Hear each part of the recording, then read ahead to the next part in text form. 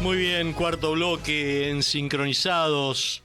Y les quiero leer brevemente, porque tenemos una conexión, luego diré con quién, un comunicado de Comuna por un Frente de Liberación Nacional que tiene como título: Repudio a Bukele, cipayo de Trump, mantiene secuestrados a 252 venezolanos. Denunciamos que 252 ciudadanos venezolanos deportados de forma ilegal desde Estados Unidos se encuentran detenidos arbitrariamente y en condiciones de desaparición forzada y en un campo de concentración de El Salvador.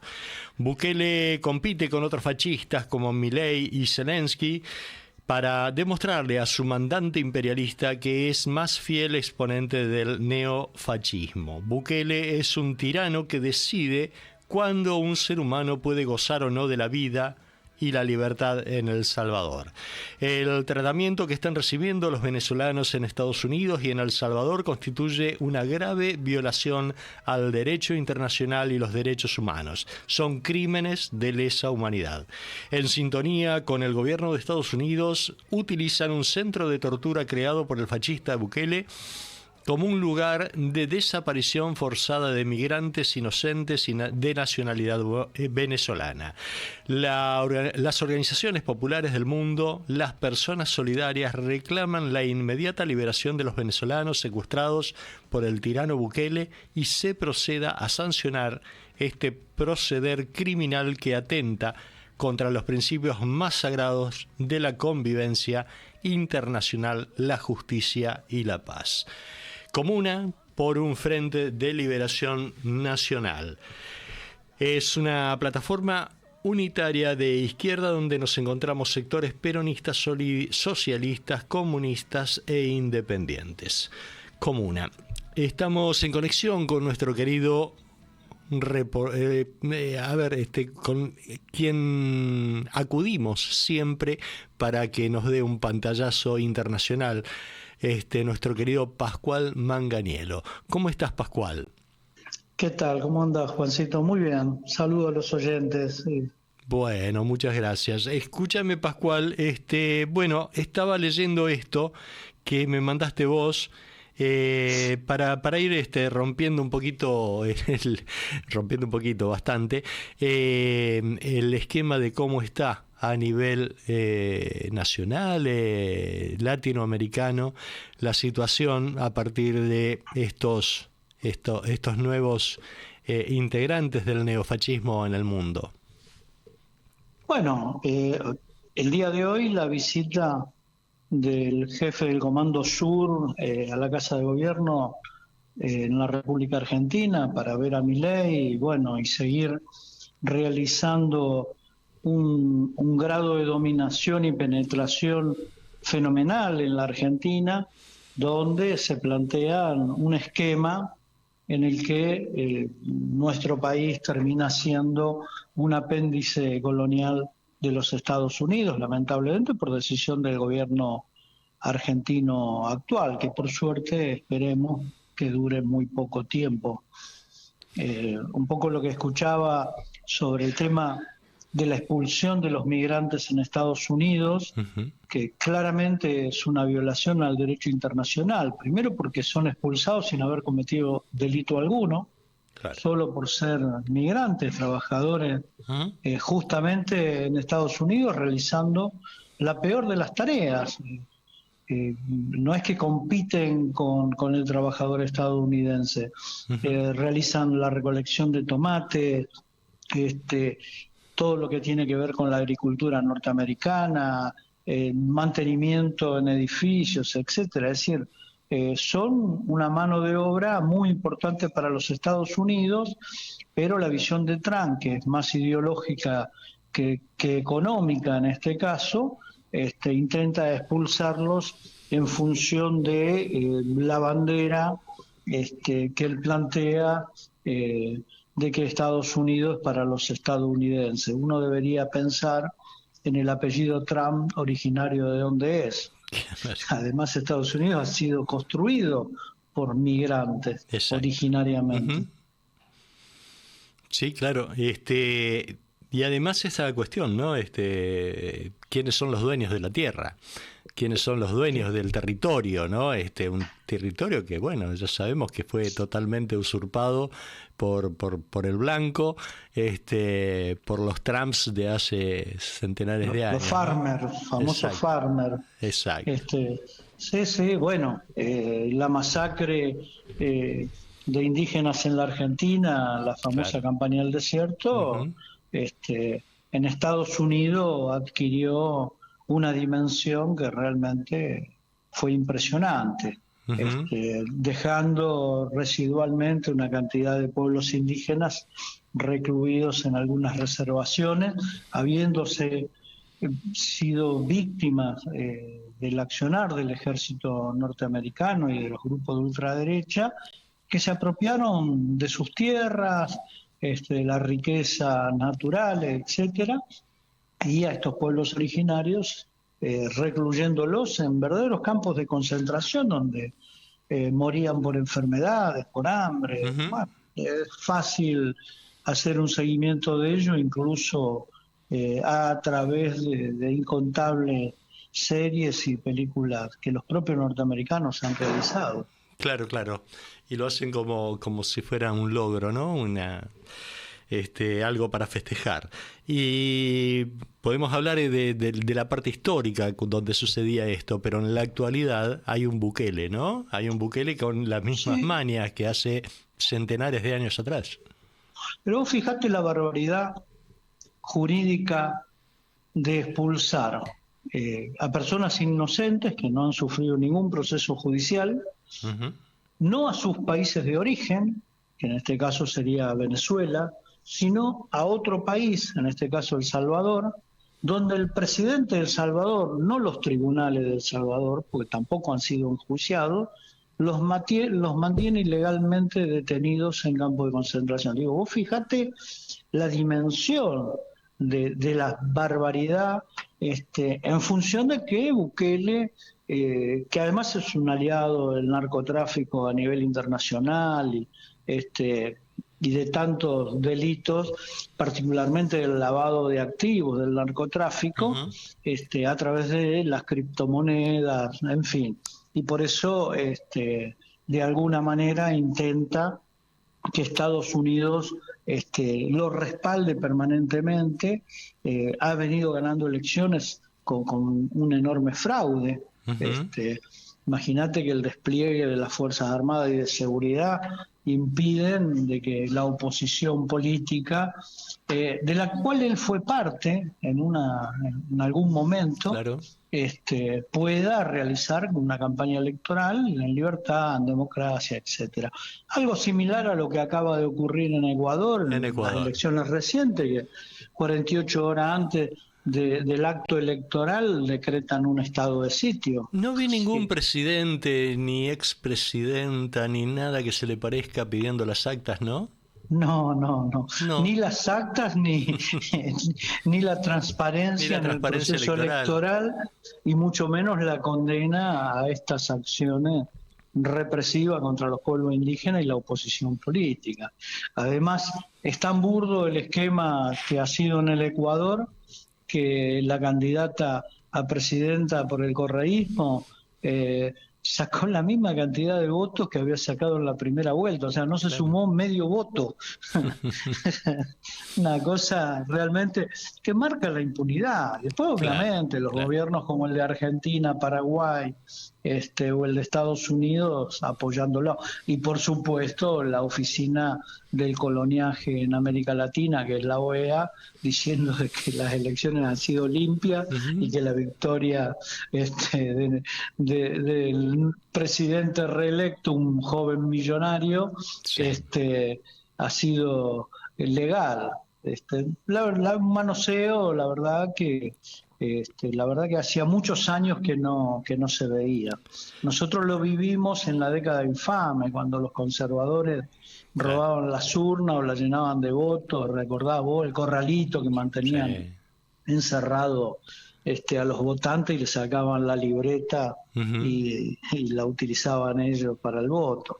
Pero Digo, claro, estamos hablando de décadas y décadas, más de 150 80 años años atrás, atrás. claro. Sí, sí, sí. Sí. Pero bueno, decía esto de que nadie reclamó por la transparencia, ni nadie pidió las actas, qué miserabilidad, ¿no?, que hay en la política en estos tiempos. Digo en No, todo yo creo que sentido, ¿eh? yo lo que creo que eso tiene que ver con cómo los Oportunismo, grupos quizás. económicos, Ah, claro, se ubican a partir claro. de sus intereses y de sus vínculos geopolíticos, es decir, Mm, dónde se paran, cuál es el esquema en el que se paran. Cuando estos cipayos que en todos los países existen, ujú. se ponen al servicio descaradamente de las potencias extranjeras, claramente no paran en ninguna medida, no se sonrojan, no se ponen colorados, Ujú. sino que violentan la democracia, le pasan por arriba, etcétera. Y vos fijate que bien lo decís vos, que nadie le pide las actas.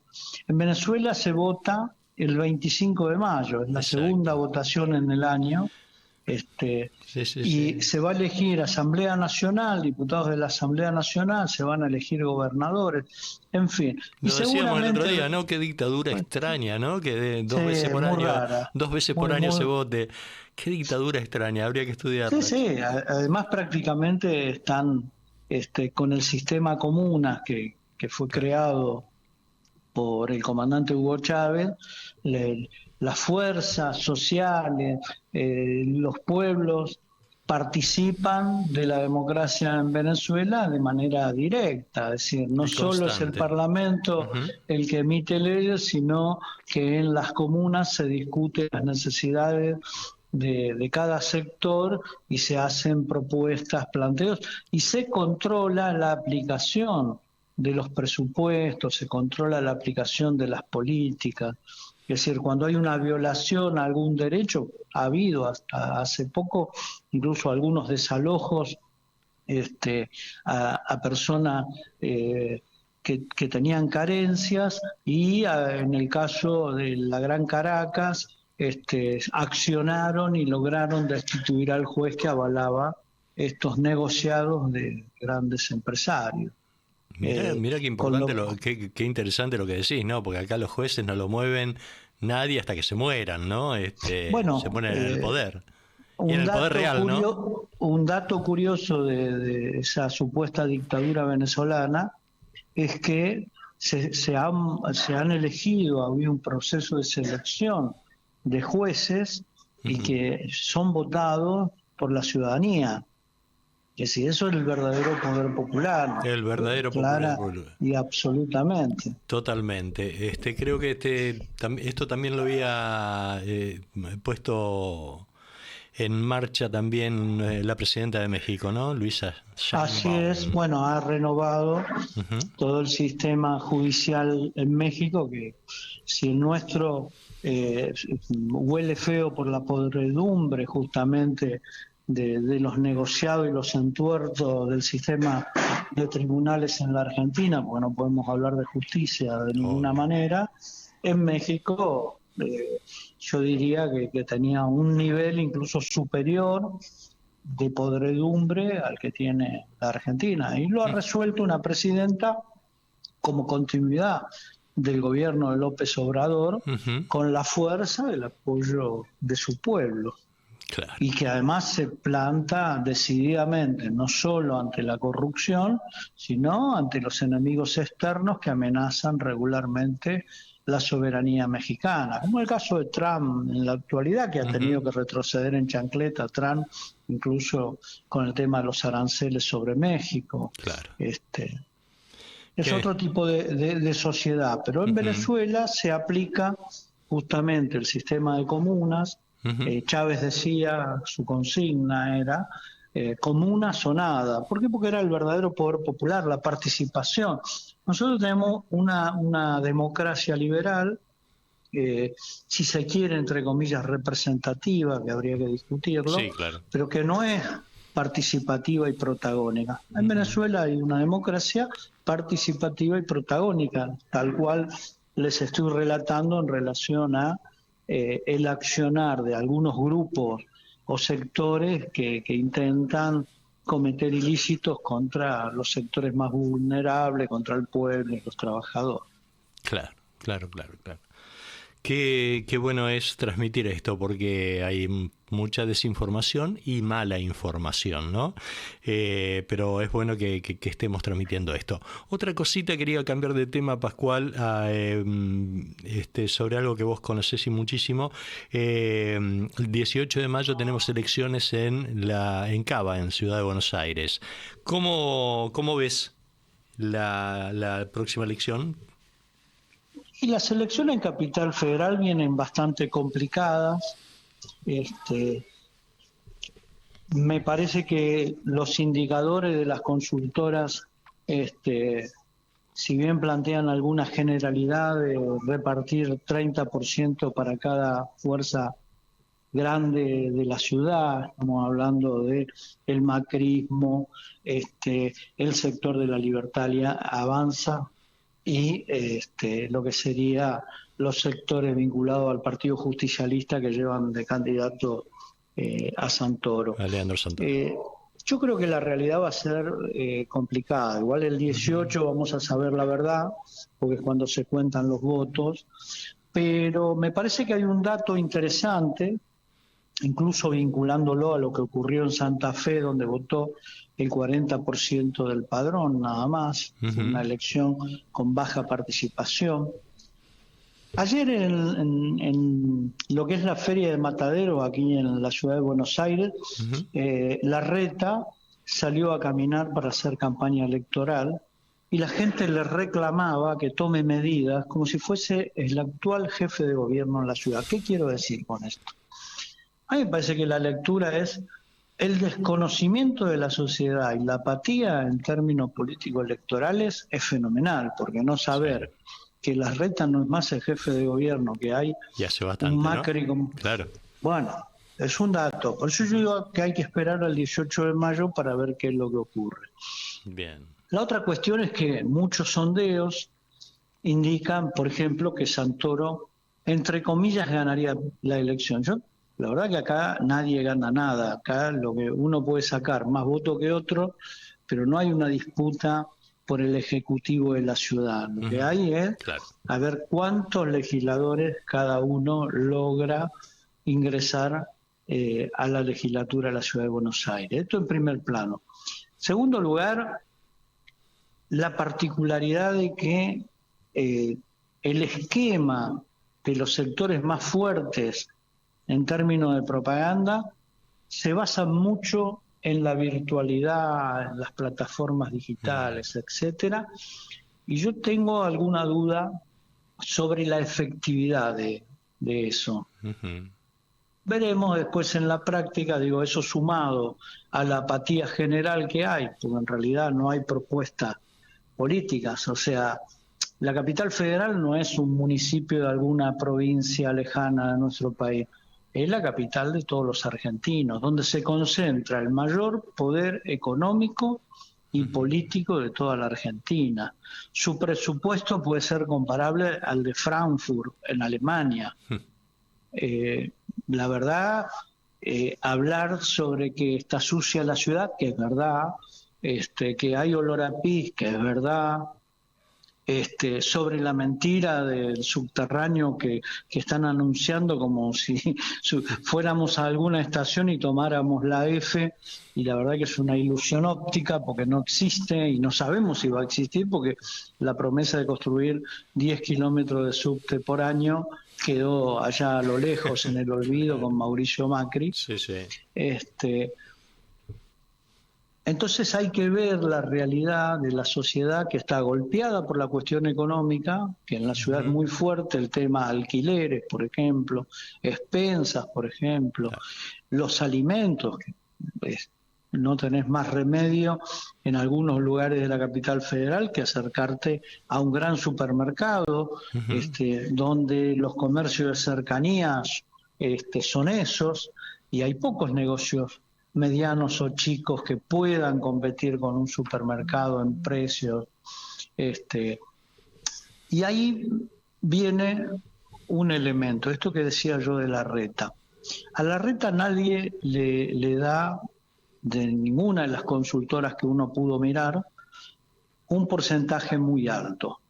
Yo con lo que ocurrió ayer en Mataderos estaría atento, porque me da la impresión de que Larreta puede llegar a sacar el 9, el 10% de los votos, con lo cual para alguien sin la estructura de gobierno que ha tenido en otras oportunidades, además compite, si se quiere, con el sector de Adorni, La Libertad Avanza, y los penatos del Macri, que sería Macri Mauricio, y el muchacho que es jefe de gobierno, con muchos recursos económicos, y la verdad que sería un éxito para él lograr un nivel importante de votos. Claro. ¿Cómo se van a distribuir los votos? Es muy difícil decirlo. Santoro, yo hago una crítica al tipo de campaña que encaró, porque es una campaña muy de clase media alta. No hay propuestas del desarrollo, por ejemplo, del empleo joven, del empleo para los no tan jóvenes en la ciudad, de rebaja, por ejemplo, de impuestos en forma directa, ¿no? Es decir, no hay propuestas, y es muy raro escucharlo criticar a las políticas económicas del gobierno nacional, o sea, como que parecería, digo, el estilo de campaña que él realiza, uno puede verlo todo verde, muy lindo.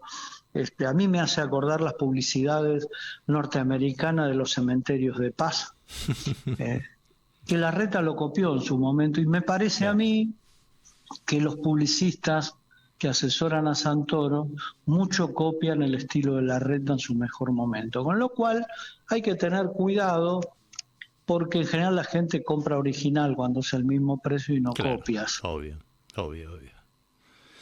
Bueno. Muy buen pantallazo latinoamericano y capitalino.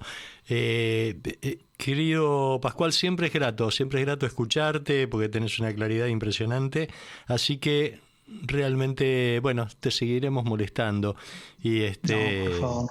Así que bueno, te mando un enorme abrazo, que estés bien vos y tu familia, y nos seguimos comunicando.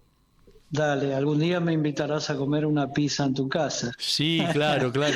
Un martes, así después nos venimos para acá para el programa, dale. Que no sea lenteja. Bueno, para que el público debería saber de qué estamos hablando, ¿no? La realidad es que un día lo invité a Pascual a comer pizza en casa y lo esperé con un guiso de lentejas. Lo importante de todo esto es que se comió 2 platos de guiso de lentejas, así que el placer estuvo. Estuvo muy rica la comida. Está bueno. Abrazo a todos. Siempre lindo escucharte y tenerte, Tanito querido. Un abrazo grande. Abrazo. Hasta luego. Bueno, ahí pasó de todo en este programa, donde tocamos lo que va a suceder este jueves y lo recordamos. Ponemos el flyer, querido Norman, Raíces Provincianas.